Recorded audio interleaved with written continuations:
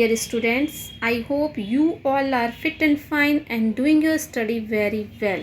So students, let us start our today's EVS class. Dear students, we have already started our chapter number 14, types of houses, and in this video we have already discussed about the urban and rural houses, and today we will discuss about different types of houses and houses then and now. So let us start our chapter.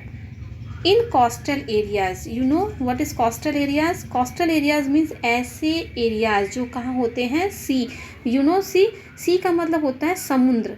जो ऐसा area जो कहाँ होता है, समुद्र के किनारे होता है, तो उसको हम क्या कहते हैं, कोस्टल एरियाज कहते हैं। और इस एरियाज में किस तरह के घर बनते हैं, तो houses in coastal areas are usually temporary, यानी कोस्टल एरिया में जो घर होते हैं ना, वो कैसे होते हैं, टेम्पररी होते हैं। टेम्पररी का मतलब होता है कि वो कभी भी उसको हम छोड़ के कहीं भी जा सकते हैं। The fisherman living near the sea do not make permanent houses. जो फिशरमैन होते हैं ना, ये फिशरमैन मीन्स मछली पकड़ने वाले, या जिसको हम मछुआरा कहते हैं। तो जो फिशरमैन होते हैं ना, लिविंग नियर द सी, समुद्र के किनारे रहते हैं, but they do not make permanent house. वो कभी भी परमानेंट हाउस नहीं बनाते हैं। परमानेंट हाउस मीन्स ऐसे घर जिनको हम एक जगह से लेके दूसरी जगह तक नहीं जा सकते हैं, या जैसे हमारे घर हैं जो ब्रिक्स से, सीमेंट से, आयरन से बने होते हैं, तो उसको कहते हैं, उसको परमानेंट हाउस कहते हैं। तो since they get damage in storm, इसकी वजह से क्यों नहीं लेके जा सकते हैं, क्यों वो परमानेंट हाउस नहीं बनाते हैं, क्योंकि they get damage in storm. Storm का मतलब होता है जब कोई तूफान आता है। जब तूफान आएगा तो पानी क्या होगा, पानी भी उसके साथ बहुत तेज़ी से आता है, और जो कोस्टल एरियाज़ के नियर जो हाउसेस होते हैं वो क्या होते हैं, जल्दी ही डैमेज्ड हो जाते हैं उसकी वजह से। इसीलिए जो फिशरमैन जो नियर लिविंग द सी हैं, वो कभी भी परमानेंट हाउस नहीं बनाते हैं। और temporary house is build usually, और जो टेम्प्रोरी हाउस होता है वो किससे बना होता है, वुड से एंड लीव्स से, ठीक है। And temporary house can be rebuild quickly. Rebuild means क्या होता है, फिर से। परमानेंट जो हाउस होते हैं उनको अगर एक बार वो टूट जाते हैं, गिर जाते हैं, तो दोबारा बनाने में उसको बहुत मेहनत लगती है, उसको बनाना उतना आसान नहीं होता है। लेकिन जो टेम्परेरी हाउसेज होते हैं ना, वो क्या होते हैं, उनको हम रीबिल्ड कर सकते हैं क्विकली। क्विकली मीन्स जल्दी ही बना सकते हैं। क्यों? क्योंकि चीपली, दे आर चीपली, वो इट इज़ चीपली, वो क्या होते हैं, चीपली मीन्स होते हैं सस्ते, यानी उसमें जिस मटेरियल का हम यूज़ कर रहे हैं उसमें कम पैसे लगते हैं। इसलिए जो टेम्परेरी हाउस होते हैं उनको हम क्विकली रिबिल्ड कर सकते हैं। नेक्स्ट है हमारा earthquake prone area. Earthquake prone areas मतलब ऐसा एरिया जहाँ पर बहुत ज़्यादा भूकंप आता है। आपको मालूम है कि भूकंप क्या होता है? अभी 2015 में जो अर्थक्वेक आया था वो आपने देखा था, ठीक है। तो there are some areas which are prone to frequent earthquake. ये ऐसे एरियाज़ होते हैं ना जहाँ पे बार बार भूकंप आता है, यानी वहाँ पे एक बार, हम लोग ने तो सिर्फ एक बार देखा था तो हम लोग इतना डर गए थे। तो कुछ एरियाज़ ऐसे होते हैं जहाँ बार बार अर्थक्वेक आता है। और वेरिंग इंटेंसिटीज़ का मतलब होता है, ये जो होते हैं ना, इनकी जो स्पीड होती है भूकंप की, वो अलग अलग होती है। कभी मान लीजिए किसी पॉइंट पे आया, कभी स्पीड अलग है, कभी स्पीड अलग है, तो अलग अलग इंटेंसिटीज़ के होते हैं। Since there is a danger of the house, इसकी वजह से जो घर होते हैं ना उनको खतरा होता है। क्यों? क्योंकि फॉलिंग डाउन, वो गिर सकते हैं ड्यूरिंग द अर्थक्वेक। जब अर्थक्वेक बहुत तेज आता है ना, तो उसकी वजह से जो घर होते हैं वो क्या हो जाते हैं, गिर जाते हैं। तो हाउसेज इन सच एरिया, इसलिए ऐसी जगहों पर जहाँ पे अर्थक्वेक बहुत ज़्यादा आते हैं ना, उस एरियाज़ में जो हाउसेज होते हैं ना, made of light materials like would, वहाँ के घर ना लाइट मटेरियल यानी हल्की चीज़ों से बने होते हैं, जैसे कि लकड़ी से। And these houses do not collapse during a minor earthquake, और ये जो घर होते हैं ना, अगर हल्का भूकंप आता है तो उस भूकंप से इनको कोई नुकसान नहीं होता। Even in the case of a major earthquake, यहाँ तक कि अगर तेज भूकंप भी आता है ना, उसमें भी इनको कोई नुकसान नहीं होता है। And there will not be much injury and destruction. Such houses and are common in Japan. तो इसलिए ये जो घर होते हैं ना, इसमें क्या होता है, इंजरी भी कम होती है, यानी किसी को चोट भी कम लगती है, और डिस्ट्रक्शन में से होता है कि नुकसान भी कम होता है। इसलिए such houses are common in Japan. इस तरह के जो घर होते हैं ना, वो अधिकतर कहाँ पे बनते हैं, जापान में। क्योंकि जापान का जो एरिया है, यानी वहाँ की जो धरती है, ज़मीन है, वहाँ वो किस तरह का एरियाज़ है, अर्थक्वेक एरियाज़ हैं और वहाँ पे बहुत ज़्यादा अर्थक्वेक आते हैं, इसलिए वहाँ पे जो हाउसेस बनते हैं वो लाइट मटेरियल लाइक से बने हुए होते हैं। नेक्स्ट जो हमारा है वो क्या है, ऑन लेक, यानी झीलों पे भी मकान बनते हैं। आपने डल लेक का नाम सुना होगा, आपने बहुत लोग को सुना होगा कि वो लोग जाते हैं कश्मीर, जाते हैं वहाँ पे हाउस बोट पे घूमते हैं। हाउस बोट नाम से ही क्लियर हो रहा है। हाउस मीन्स होता है घर एंड बोट का मतलब होता है नाव, यानी ऐसा घर जो किस पे बना हुआ है, बोट पे बना हुआ। जैसे इस फिगर में आप देख सकते हैं कि ये क्या है, हाउस बोट है। तो some people live on lakes, कुछ लोग कहाँ पे रहते हैं, लेक यानी झील पर भी रहते हैं। They make houses on boats, वो अपना घर कहाँ बनाते हैं, बोट्स पे बनाते हैं। And these are called house boat, इसीलिए उसको हम क्या कहते हैं, हाउस बोट कहते हैं। The house boat of Dal lake in Kashmir, Kashmir में डल लेक एक झील का नाम है ये, ठीक है, कश्मीर में है। वहाँ पे जो हाउस बोट है ना वो क्या है, अ फेमस टूरिस्ट अट्रैक्शन का मतलब है कि वहाँ पे जो लोग घूमने के लिए आते हैं ना, उनके अट्रैक्शन का कहते हैं, लोग अधिकतर उसी को देखने, उसको देख के लोगों को अच्छा लगता है, इसीलिए लोग अधिकतर वहाँ पे जाते हैं। There are also beautiful house boat in some parts of Kerala, इसके अलावा केवल कश्मीर में ही आपको डल लेक में ही हाउस बोट नहीं नज़र आती है, अगर आप केरला में भी चले जाओगे ना तो वहाँ पे भी आपको हाउस बोट नज़र आएंगी, ब्यूटीफुल हाउस बोट्स नज़र आती हैं।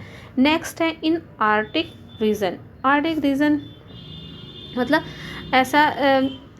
इस रीजन में किस तरह के हाउस होते हैं, तो arctic region is the area near the north pole, यानी नॉर्थ पोल जो है ना उसके नज़दीक का ये एरिया है।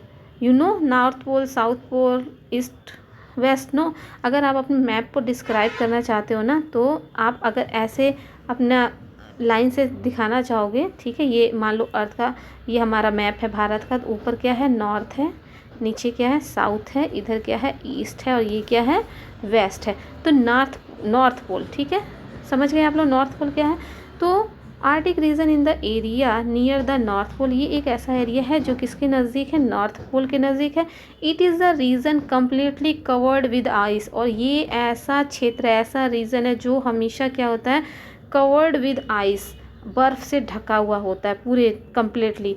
Here people make their houses with ice, इस जगह पे लोग क्या करते हैं, अपने घरों को कहाँ पे, यहाँ पे हाउस मटेरियल कैसे मिलेगा, तो वो लोग जो अपने हाउस बनाते हैं वो किससे बनाते हैं, विद आइस से, यानी बर्फ़ से बनाते हैं। And such houses are called igloos, और इसीलिए इनके घरों को हम क्या कहते हैं, इग्लोज। यहाँ पे आप देख रहे हो ना, ये किससे बना हुआ हाउस है, स्नो से, यानी जो आइस है उससे बना हुआ है। An igloo protect the eskimos from cold wind, इसलिए ये जो घर होते हैं ना, जो एस्किमोज होते हैं उनको बचाते हैं किससे, जो ठंडी हवा होती है ना, यानी इस एरियाज़ में रहने वाले को एस्किमोज कहते हैं। और एस्किमोज जब इस घर में जाते हैं तो जो ठंडी हवाएं चलती है ना, उससे ये घर उनको प्रोटेक्ट करते हैं। Now houses then and now, यानी घर पहले कैसे थे और अब घर कैसे हो गए हैं। तो there is a lot of difference in the type of houses, यानी जो घर हैं उस वो क्या है, अलग अलग तरीके के घर बन रहे हैं। That were build in earlier time, यानी पहले के समय के जिस तरह के घर होते थे, and houses that are build today, और जो आज के समय में घर बनते हैं उनमें काफ़ी डिफरेंस, यानी पहले के जब समय का अगर कोई घर देख लीजिए और इस समय के जो घर बने हैं उनको देखिए तो उसमें आपको काफ़ी डिफरेंस नज़र आएगा। Houses in earlier time were very big, जो पहले के घर होते थे वो काफ़ी बड़े होते थे। Where are extended family living together, किस लिए बड़े होते थे, क्योंकि वहाँ पे एक्सटेंडेड फैमिली का मतलब ये होता है कि बड़ा परिवार, जहाँ पे आपके ग्रैंड पेरेंट्स, आपके पेरेंट्स, अंकल आंटी, बाकी सारे लोग एक साथ मिलकर रहते हैं, कज़िन वगैरह सब एक साथ मिलकर रहते हैं, तो उसको हम क्या कहते हैं, एक्सटेंडेड फैमिली कहते हैं। तो अर्लियर टाइम का जो हाउस था ना वो काफ़ी बिग होते थे, क्योंकि यहाँ पे एक्सटेंडेड फैमिली रहती थी।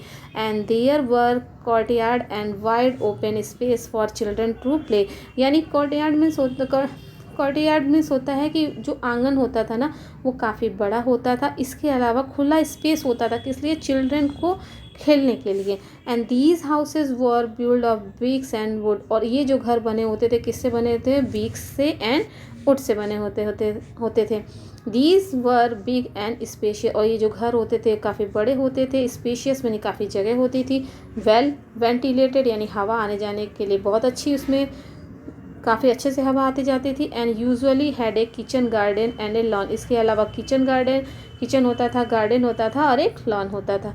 अर्लियर ज्वाइंट और extended family live together in big houses, और जो ज्वाइंट होती थी या एक्सटेंडेड फैमिली भी हम उसको कहते हैं, वो इन बड़े घरों में रहती थी, but with the nuclear family, लेकिन जो न्यूक्लियर फैमिली छोटा परिवार जिसे हम कहते हैं, स्मॉल फैमिली कहते हैं, concept gaining prominence, houses have become smaller and compact.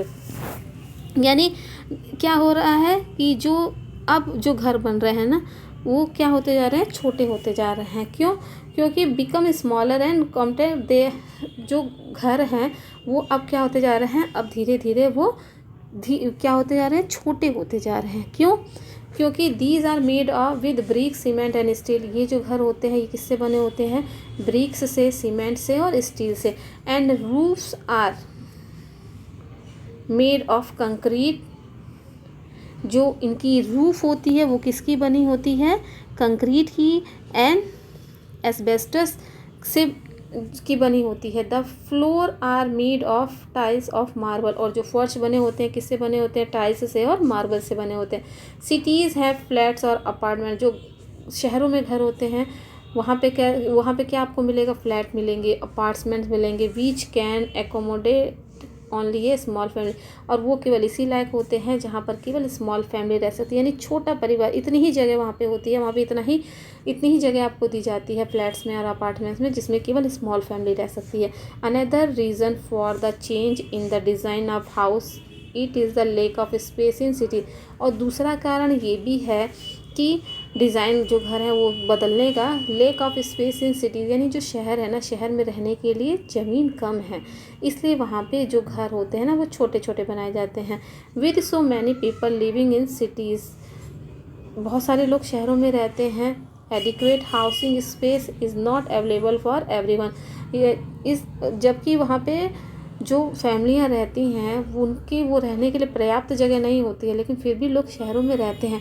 गांव में आप चले जाइए, गांव में जितना स्पेस होता है शहरों के मकानों में उतना स्पेस नहीं होता है, फिर भी लोग अपनी फैमिली के साथ बड़े बड़े शहरों में रहते हैं। So students, I hope all of you understood this thing very well. We will meet again in the next video. Till then, stay home and stay safe, and thanks for watching.